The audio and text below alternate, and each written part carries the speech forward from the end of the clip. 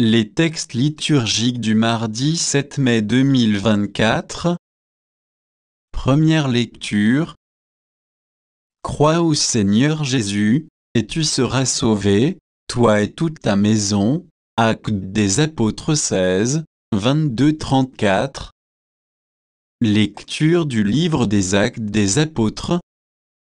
En ces jours-là, dans la ville de Philippe, la foule se déchaîna contre Paul et Silas. Les magistrats ordonnèrent de leur arracher les vêtements pour leur donner la bastonnade. Après les avoir roués de coups, on les jeta en prison, en donnant au geôlier la consigne de les surveiller de près. Pour appliquer cette consigne, il les mit tout au fond de la prison, avec les pieds coincés dans des blocs de bois.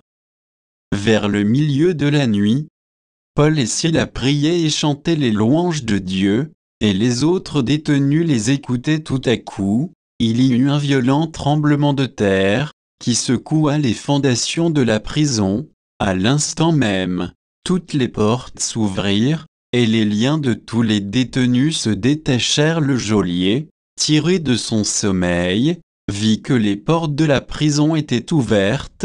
Croyant que les détenus s'étaient évadés, il dégaina son épée et il était sur le point de se donner la mort. Mais Paul se mit à crier d'une voix forte : « Ne va pas te faire de mal, nous sommes tous là. » Ayant réclamé de la lumière, le geôlier se précipita, tout tremblant, se jeta aux pieds de Paul et de Silas, puis il les emmena dehors et leur demanda : « Que dois-je faire pour être sauvé ? » Mais Seigneur, ils lui répondirent : « Crois au Seigneur Jésus, et tu seras sauvé, toi et toute ta maison. » Ils lui annoncèrent la parole du Seigneur, ainsi qu'à tous ceux qui vivaient dans sa maison.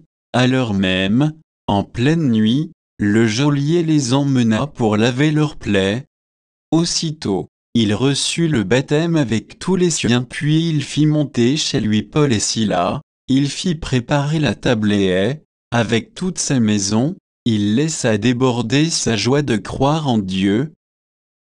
Parole du Seigneur. Psaume. Psaume 137, 138, 1-2a, 2b-c3, 7c8. De tout mon cœur, Seigneur, je te rends grâce, tu as entendu les paroles de ma bouche. Je te chante en présence des anges. Vers ton temple sacré, je me prosterne. Je rends grâce à ton nom pour ton amour et ta vérité, car tu élèves, au-dessus de tout, ton nom et ta parole. Le jour où tu répondis à mon appel, tu fis grandir en mon âme la force. Ta droite me rend vainqueur. Le Seigneur fait tout pour moi. Seigneur, éternel est ton amour, n'arrête pas l'œuvre de tes mains. Évangile.